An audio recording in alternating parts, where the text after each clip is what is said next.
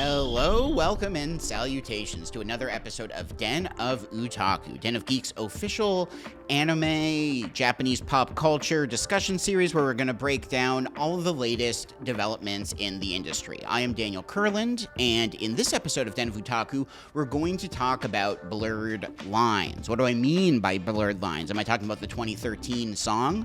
I am not. What we're going to do is look at a bunch of different series. Netflix has two new shows, Pluto and Scott Pilgrim Takes Off, and they are blurring lines with new shows that are taking old properties and kind of remixing them in interesting new ways. We're also going to take a look at flora and fauna and how the lines have been blurred between these two things to become one and a new storytelling kind of structure that's really gaining a lot of prominence in anime. We're going to look at Attack on Titan's series finale and how that has blurred lines with the shonen industry in general.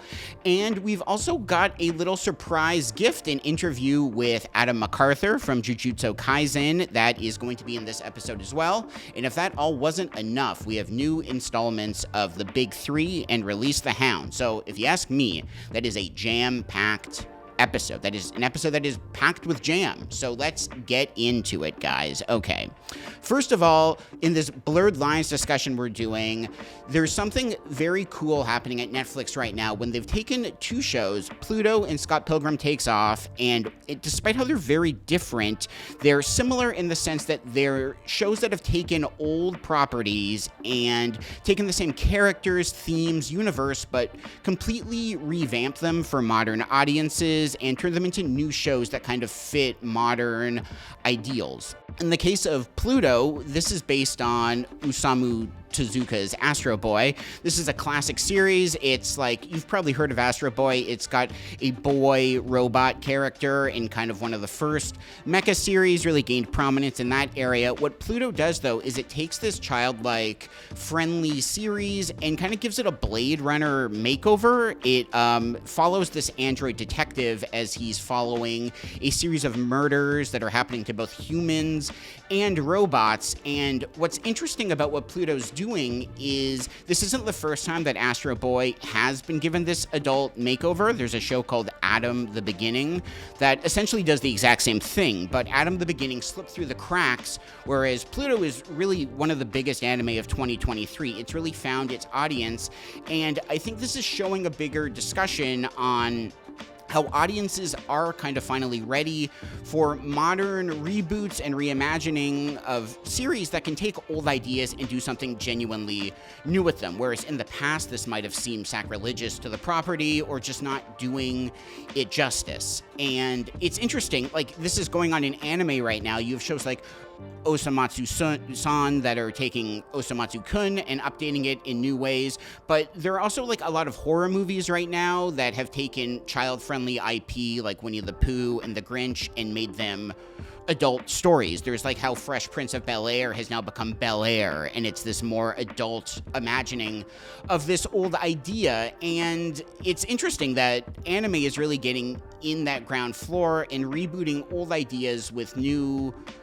kind of factors and just trappings that are connecting with audiences in ways that they haven't before. It's really exciting. And on the opposite end of that spectrum is Scott Pilgrim Takes Off, another new anime. Scott Pilgrim started as a graphic novel series, it then became a live-action movie, then it became a video game, and it's really the perfect property to become an anime. But what's interesting with it is that it's not just an anime remake of the books.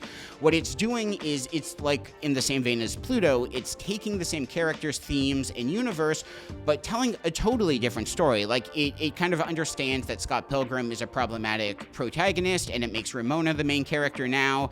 And what's cool about Pluto and Scott Pilgrim Takes Off is that these are shows that will resonate with the original audience, but you don't need any of that pre-existing knowledge to enjoy these shows. They work for new crowds, new audiences, and that's really a cool thing that's going on. In addition to Scott Pilgrim Takes Off, what it's doing is kind of part of a larger trend as well, with anime taking American TV shows or movies or cartoons and giving them an anime makeover. Like I said, this kind of makes sense with Scott Pilgrim, but there are anime versions of Highlander, there are anime versions of Wolverine, X-Men, there's Devil May Cry, there's an anime Terminator series coming out to Netflix, we have Star Wars Visions. These are all products that didn't begin as anime that are kind of succeeding after getting that makeover. There's an upcoming show called Suicide Squad Isekai that's taking Harley Quinn and the Suicide Squad characters and putting them in anime, and that looks to be one of the more exciting shows of 2024. And whether that's Scott Pilgrim or these other shows, it's really kind of cool to see how anime is becoming this new home for Western IP. There's like a Supernatural anime series that shouldn't exist at all. There's no reason for that. The movie Ultraviolet that nobody remembers. There's an anime for that. And so properties that don't necessarily connect in their original form can kind of work as an anime, and it's cool to see Pluto do that. It's cool to see Scott Pilgrim Takes Off do that. Another topic we'd like to discuss in this blurred lines discussion is a new show on Max right now called Scavenger's Reign. Now, to begin with, Scavenger's Reign is not an anime. I would not tell you it's an anime, but so why is it on Den of Otaku? Why are we talking about it here? Well, I think Scavenger's Reign is really interesting because the thing that people are gravitating to the most on it is how this show takes nature and animals and insects and kind of combines them into this new symbiotic relationship that is familiar with how the real world works, but is also very different. And it's an interesting storytelling structure where flora becomes fauna, and you're kind of just seeing a world evolve as a stand-in for a narrative. And Scavenger's Reign, which is a show about a bunch of just astronauts trying to get back home to survive, to find their ship and find some normalcy again. But what it is doing has been going on in anime for a long time, like Studio Ghibli films and Miyazaki movies, any of his films that are interested in nature, like Nausicaa of the Valley of the Wind and Princess Mononoke.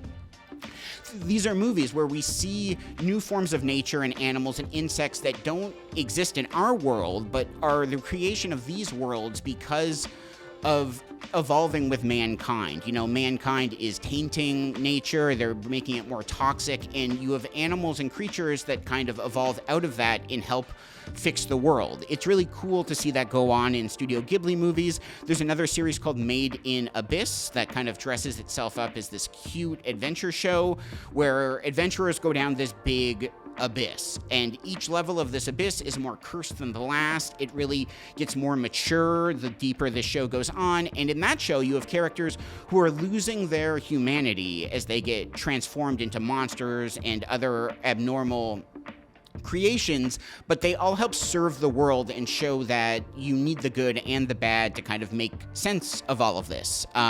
Space Dandy is another show we've talked about before, but in that, there's characters just going to new planets, and each planet truly feels foreign in terms of its animals and nature and how these work together to kind of create something that we've never seen before. It's really beautiful in those shows, but there are also programs called Terraformers. Terraformers shows the more gross side of this kind of phenomenon.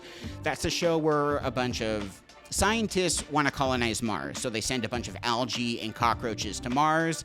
They go back 500 years later, hoping that Mars will be colonized, but instead these cockroaches have kind of evolved into humanoid people, and there's a war against these cockroaches, but also an understanding that we are destined to become these cockroaches. They all kind of have their own superhuman powers in a way that speaks to how they are the next step in evolution, and that even though it might not be pretty, it's kind of where the world is headed in these shows. So Scavenger's Reign really scratches that itch, but if you're still interested in more shows that get into that type of storytelling, anime has been doing it for so long, and there's a lot more to check out in that regard, whether it's Made in Abyss, whether it's Nausicaa, the Valley of the Wind, or Terraformers. They're such fun, complementary pieces to Scavenger's Reign, and if you like those anime, check out Scavenger's Reign too, because even though it's not an anime, it's very much built from the same foundation.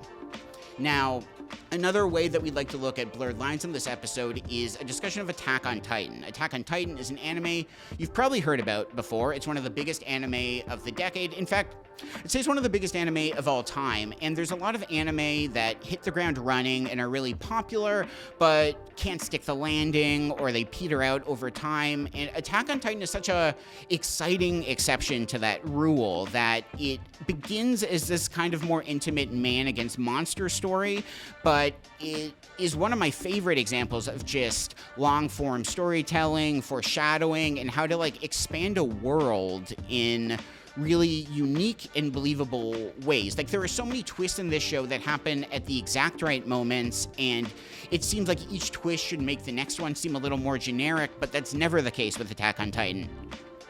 The show's final season is kind of more controversial since it broadens the world in such a way that you're seeing characters who used to be enemies and now have a new understanding, and it blurs the lines between who is good and who is bad in this world.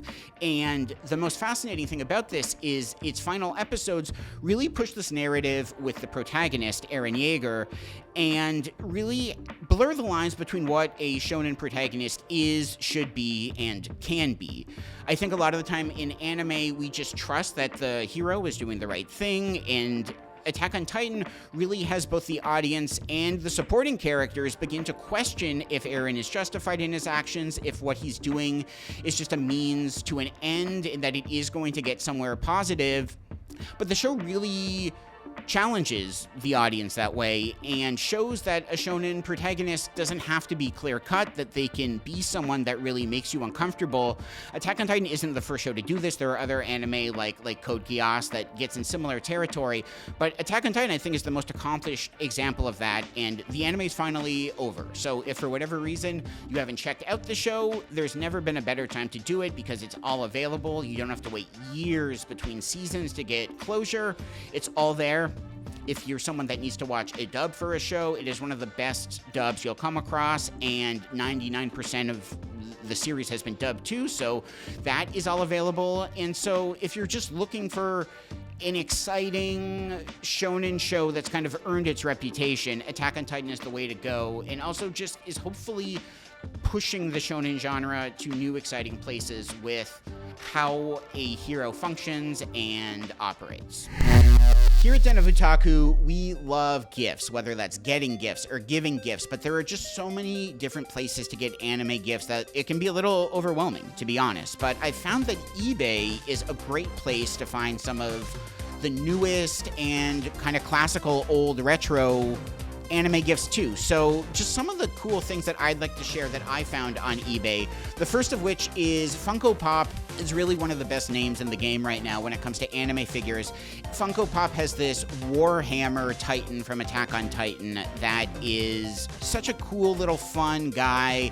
The Titans are terrifying creatures in this show. The Warhammer Titan is one of like the more horrific ones. It looks like a Junji Ito or like Clive Barker creation, and this just like distills that monster down to like a cute little Funko form.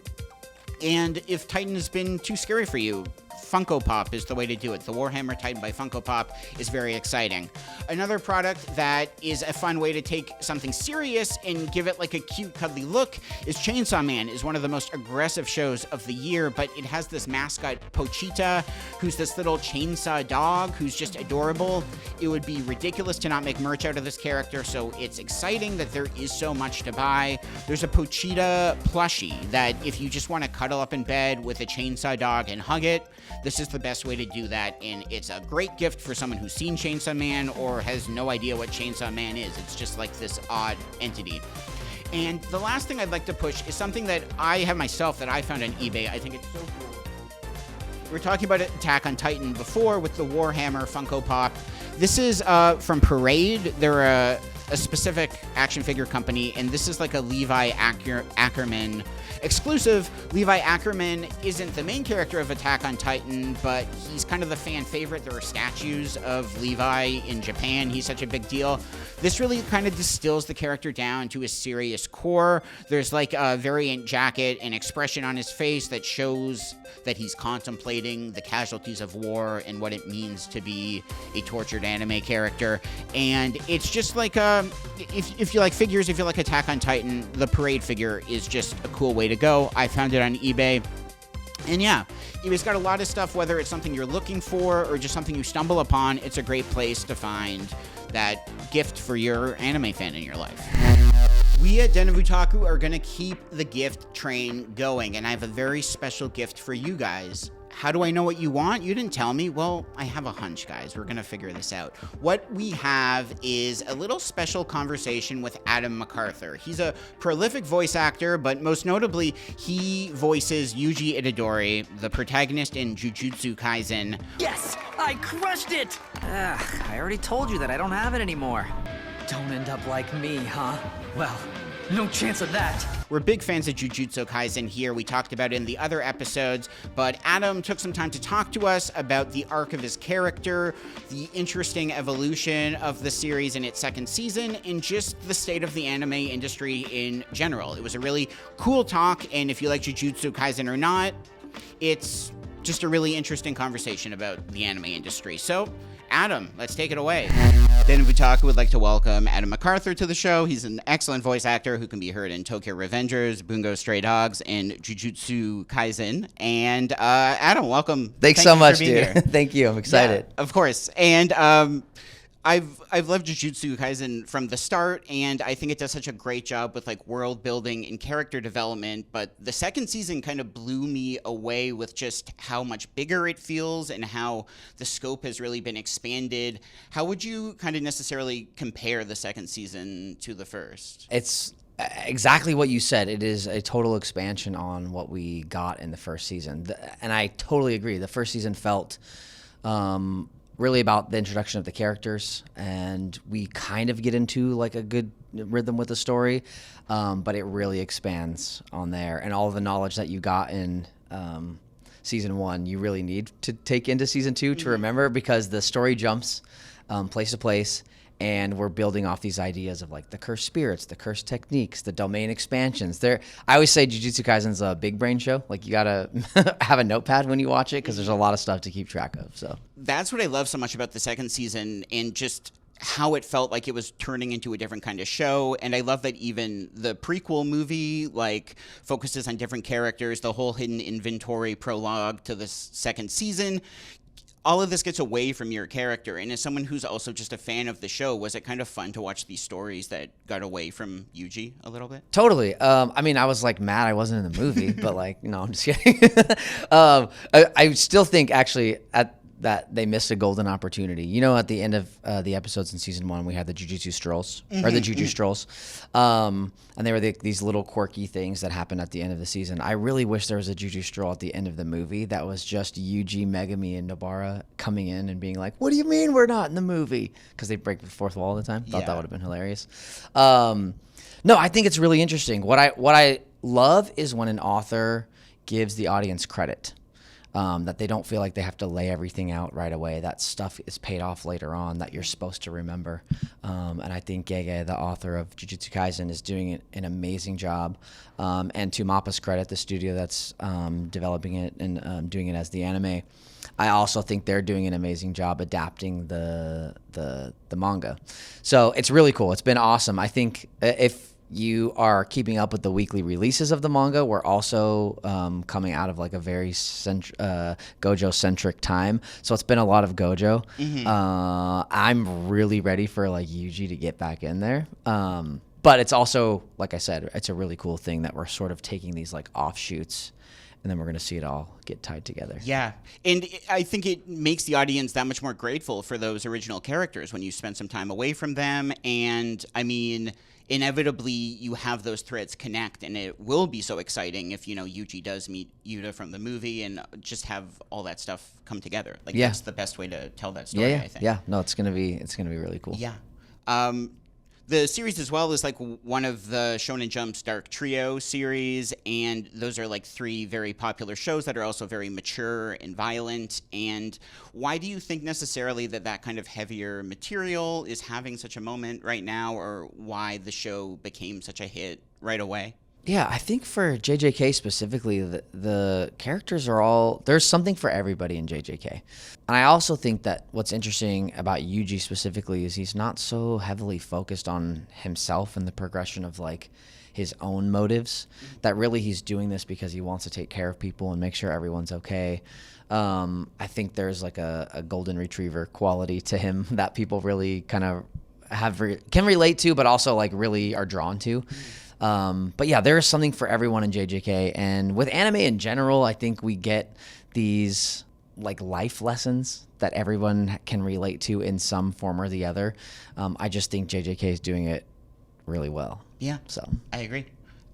They also just announced a video game for the series, Cursed Clash. Yeah. Like has that been a fun experience to be a part of? Are you a big gamer yourself? Super fun. Yeah. I played video games forever. I mean, Nintendo through my Series X now. I'm more a battle royale guy. Like I love Apex Legends. But working with Bandai was amazing. The experience of working on Cursed Clash was really cool. It's sort of different than, even though we basically had to like redo season 1, but in video game form. Sure. Which is interesting because one of the other things I love about JJK is you get these really like subtle grounded moments in the anime. So it's not necessarily all like super anime acting, you know, you get some moments where it feels like real people are talking to each other. But for a video game, you don't really want that. So they released a trailer recently, and it's basically clips of all the lines, but all the lines are said in like in a video game. So, you know, you don't want someone going like Black Flash. In a video game, it'll be buried under sound effects. You'll never hear it. Sorry, but I didn't come here to lose. As long as I'm here, we've got this. I'm putting it all out there. Yeah! It was interesting working and seeing sort of the direction and how lines were directed in the video game versus the anime and things like that. But I think the game looks beautiful. And I've never really played one of the Arena Fighter games, so it'll be cool to check it out. I missed Fortnite just did a collab with Jujutsu Kaisen. That's right. Yeah. I missed the collab. Like I don't really play Fortnite, but I was like, I got to get on there and get the Yuji skin. Yeah. But I missed it. I didn't get it. So I've got to make sure that I play Cursed Clash. It's such a perfect property for a video game, and it's just exciting that anime video games have come so far that you do get a dub for it now and all that, rather than back in the day where it could kind of be gate-kept or not even leave Japan sometimes. Yeah, no, it was. I was surprised that when Bandai announced it that they used the dub for the trailer, which was really cool. So yeah. You talked about like the different performances in like a video game or some of the more muted moments in the show, and like you're involved with a lot of action-heavy series, but I loved your performances in like Sing a Bit of Harmony and Goodbye, Don Glees. Oh, thank you. And like these very subdued kind of more slice-of-life films. Is it fun to kind of be involved with that change of pace and do that kind of work? Because I imagine it's a very different animal than like a battle show. Yeah, totally. I think just like as a fan of media in general, like different things in general, it's fun to get to mix it up. And especially like it's all the same technique wise in terms of like what I'm doing technically from an acting standpoint, but it's unique in just like the muscles I'm getting to flex, I guess, as an actor. So yeah, it's a lot of fun. It's also really fun working with different directors, different studios and things like that. So yeah, projects like Goodbye Don't Glees were really fun. I just was in oh crap, what's it called? It's a basketball movie, the first Slam Dunk. Sorry. Yeah, the first Slam Dunk, which was also that was my first sports anime. I was gonna say, yeah. Yeah, and I am not necessarily like a big sports anime guy. Like I haven't watched a ton of sports anime, and I went and saw this movie, and I was like, holy crap! Like how could you not watch that and be hyped? Like it was a really, really, really good movie. So that was a lot of fun too. Yeah, I wasn't aware of that franchise's reputation before I saw that movie, and was kind of blown away at just how long it's been going on, and just the success it has as a basketball show. It's great, and it looks beautiful. Like it looks like real people being like rotoscoped. Yeah, the use of like different animation styles in that movie was really, really cool. Yeah. No, I love it. There's been such like interesting changes in JJK's manga and anime since the last time you were at New York Comic Con as well, and like some huge things have been going on in the manga right now. Yeah. Are you excited to interact with fans and kind of talk about those developments and just see how they've been taking it all? Oh yeah. Like what's really cool about our cast is we're well studied, so we were caught up on the manga. We're reading it regularly. We care a lot, so we definitely like to chat with the fans. There's a million theories right now about where things are headed, what's up with Yuji, like what's going on. So it's yes, I love personally talking to the fans and hearing different theories. It's rare these days to get to hear something that I haven't heard yet. But you never know. Yeah. That one person's going to be like, what about this? And I'm going to be like, oh my God, New York Comic Con. That's when I found out, whatever. So yeah, it's a lot of fun. There are a lot of really, really, really smart people who like anime. And it's real. I thoroughly enjoy that. You mentioned that big brain mentality, but like there is such a hive mind of like the Reddits and stuff of how people put clues together and really deep like dive. Yeah. It's literally like some like unsolved mysteries level investigative journalism going on. Yeah, it's cool. Because I know some different directors will sometimes be against having their actors read the manga ahead of time to know what's going on with their characters. Do you think that's helpful? Like, have you done both of those? Yeah, I mean, so for shows like JJK, where I'm like a pretty integral part of the series, for me, if someone told me not to read the manga, I would do it anyway, just because like I think that's dumb. Sure, I mean you're a fan too. Yeah. And not even because I'm a fan. Like I think that there is something to being able to see where something's going as an actor and realize that maybe like the point of a scene earlier is to have the audience feel this way after it. And if you don't know the whole story, you might not realize that until later on, and then you'd be like, oh, I wish I could go back and do that thing. So I like to have an idea of where things are going and where things, so I can go back and see the point of things to maybe add in some extra like layer or nuance to a scene. There's a lot of stuff where we see Yuji really happy, and later on you might be like, oh shoot, like that's why that line was delivered like that and stuff. So to me, it's really important to do that. Now, with that said, the nature of the industry is like sometimes I get a call at like 9 p.m. the night before I'm supposed to be in the studio tomorrow morning at 9 a.m. and they're like, you're going to be on, I'm not on One Piece, but for example, you're going to be on One Piece. Like I couldn't then sit and watch One Piece to get caught up or read the manga to see where, to see where it's at. So what I love about animation, whether it's dubbing or prelay, is there's a lot of collaboration. Like you're not in there in that booth by yourself. You're working with a good, team and stuff. So like in those instances where I can't get caught up, I'm relying heavily on the director to add context, to fill in the blanks, because they're the ones who are really supposed to know everything. But yeah, so it kind of depends. But for JJK specifically, I like to make sure that I'm caught up and know what's going on. And I mean, it would be kind of brutal. Like, obviously, the fans you're talking to are so caught up that for them to casually refer to something that you might not know yourself, you'd be like, what are you spoiling this for me for, Yeah, well, word on the street is Bryce Papenbrook is not caught up on AOT. Like, he wanted to make sure that he could, do it from a fresh set of eyes, which obviously it's working. Bryce is killing it. Yeah. But I know that he's had to, like, really avoid spoilers. Like, the man's jumping around and making sure. Yeah. So. That's so funny. Just those different approaches. Yeah. Do you have like any favorite moments from the second season so far? Like stuff that's happened, not spoilers, obviously, that just have stood out to you? I mean, the whole hidden inventory arc was amazing. Like seeing all like the Gojo Geto relationship and all of that stuff, and just the betrayal, and then right where that leads into in the Shibuya arc. I guess, without spoiling anything that's coming and only referring to stuff that's coming out, like the pain that we feel when Gojo is, I guess, trapped in this box right when he sees Geto, and then they have that moment where he's like, wait, he looks like him, but I can feel it in my heart and soul that it's not him, and all that stuff has been amazing. So and where we're going is, I keep saying JJK, like I'm totally on the JJK hype train. Like as a fan, I'm totally on the JJK hype train. It's hard because I don't want to overhype things, because when things get overhyped, you can be let down. But I do think that the season 2 of Jujutsu Kaisen has a lot of potential to be like one of the greatest season 2s that we've seen from a modern anime. So I'm very excited. And where we're going in Shibuya is also really cool. So yeah, it's no, utter devastation is what. Yeah.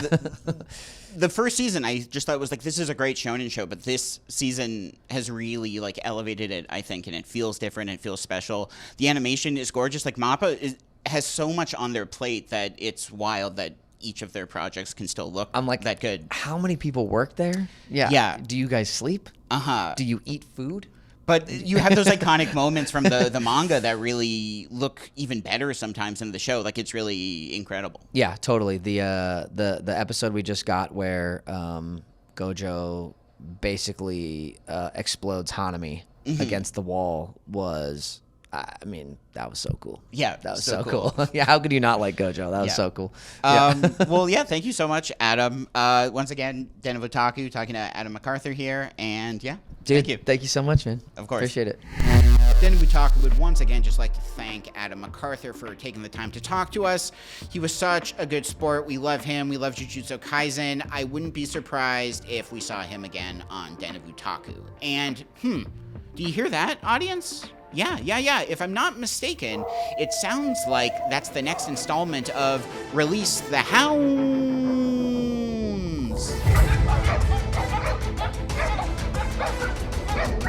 Release the Hounds, for those of you that don't know, it's our segment on physical media. Remember physical media before the algorithm, before streaming, before David Zaslav. What we want to do is anime still celebrates physical media in a really exciting way. Sometimes the only way you can watch a particular anime is on physical media because it's not conventionally streaming somewhere. So in each of these segments, we're going to highlight a few upcoming physical media releases that are worth your time. The first product we have here is Dragon Ball Super Superhero, which is now available on 4K UHD and a Steelbook edition. Dragon Ball is one of the biggest anime of all time. You've probably heard of it.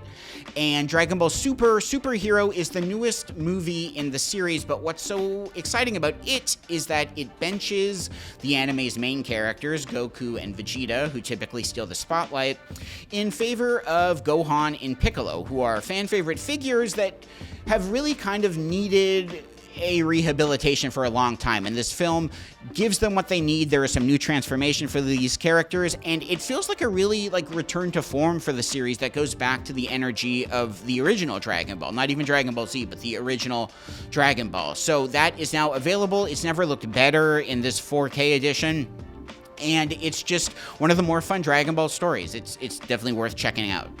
Another product we like to highlight on Release the Hounds is Carol and Tuesday Premium Edition on Blu-ray. This is the complete series.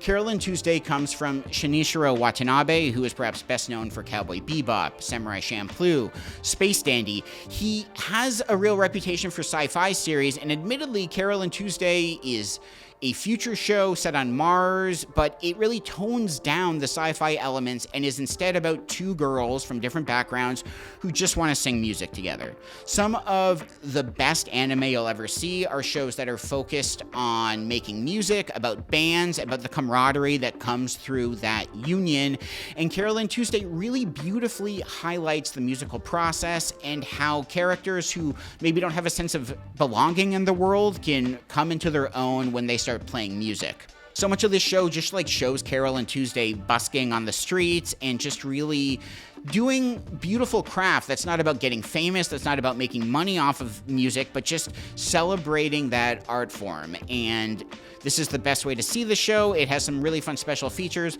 Carol and Tuesday Premium Edition on Blu-ray. And finally, we'd also like to celebrate My Hero Academia Season 6 Part 1. This is the first 13 episodes of Season 6. My Hero Academia. It's one of the biggest anime of this generation, and a lot of people, myself included, thought it was a little too kiddie-oriented when it started. It is very younger-based when it begins. with its school setting and those kind of elements, but each season has grown progressively more mature, and by the time season 6 comes around, it is a very dark show. Season 6, again, keeping with the blurred lines theme, it explores society beginning to distrust heroes a little bit. It kind of analyzes what makes a hero, what makes a villain, and where the two meet in the middle. It focuses on the paranormal liberation war that's going on, which has some of the best action in the show from both the heroes and the villains, and the show has never looked better. Like, Studio Bones perhaps doesn't get enough credit for the work they do on My Hero Academia. Season 6 is gorgeous, though. Deku has never had more powers, and they all get brought to life in really beautiful visual ways. And yeah, it's just, if you're excited for the new season coming out, then this is the best way to get caught up. So once again, for Release the Hounds, we have Dragon Ball Super Superhero on 4K, UHD, and Steelbook. We have Carolyn Tuesday, Premium Edition, Blu-ray. And we also have My Hero Academia, Season 6, Part 1 on Blu-ray. And if I'm not mistaken, I do think that is the sound of one more segment coming. Yes, that is the sound of the Big 3.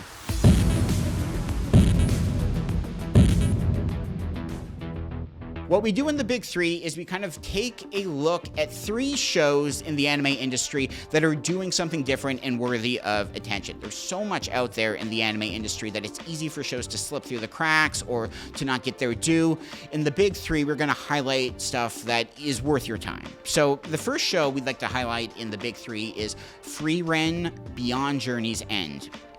This is a really interesting show that kind of subverts fantasy genre ideals. I'm not a huge fan of fantasy anime. It is difficult for me to kind of connect with those stories sometimes, and Frieren is a fascinating anomaly because it begins when most series would actually end. What it does is it starts with a party of heroes that you'd see like in an RPG kind of thing. They defeat the Demon King and find peace, but that's really just the start of everything. Frieren is an elf. She lives for hundreds of years and never gets really older in a physical sense, and the show explores her malaise after all the people that she's known and done adventures with get older and die, and it kind of leaves her wondering where she fits in the world, what is important to do in the world, and it is a really fascinating character study that plays upon fantasy elements, but isn't necessarily doing what other fantasy shows are. Frieren gets an apprentice, and she kind of shows her the ways of the world too, and it's just such a unique approach to what is possible in fantasy. The first 4 episodes aired together as kind of like a 4-episode block, and it felt very cinematic in nature. It's telling such a big story. Decades pass between episodes, and it jumps all over the place just because Frieren is essentially immortal, and so it really shows the passage of time and legacy and all these fun ideas in a way that I haven't seen before. So Frieren Beyond Journey's End. Another really exciting shonen show that's making waves right now is called Undead Unluck. This is a show about a very unlucky girl and a very undead guy. And what's interesting about this show is mostly its power system.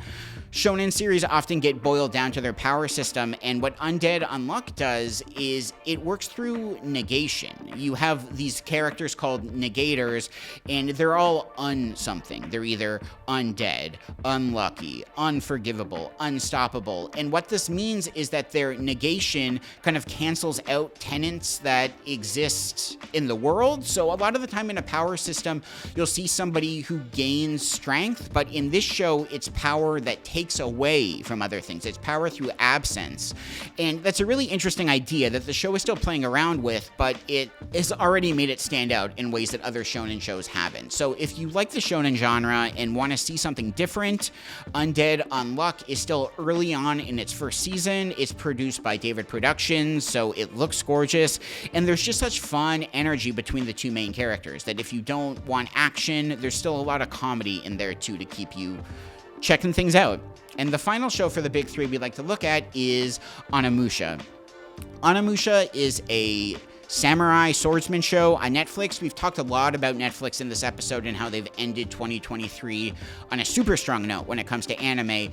But what makes Onimusha an interesting series that stands out is that it's directed by Takashi Miike. Takashi Miike is perhaps best known for Ichi the Killer, Audition. He's a really graphic live-action horror director, and this is his first anime. A lot of the time you'll see a auteur kind of work on an animated series, and it's unclear how much of their voice is actually coming through in the show.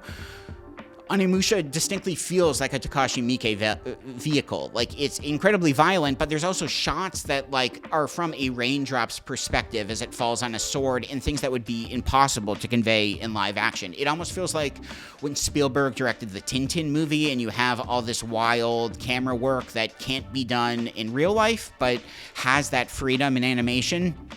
Onimusha's doing that same type of thing, too. So there's a lot of samurai anime to watch, but this one does feel different based on its choreography and how it has that Miike touch. So, Onimusha, yeah, check it out if you need a new samurai show or just something that is really visually distinct as far as anime goes. So, once again, for this episode's Big Three, we have Frieren Beyond Journey's End, Undead Unluck, and Onimusha.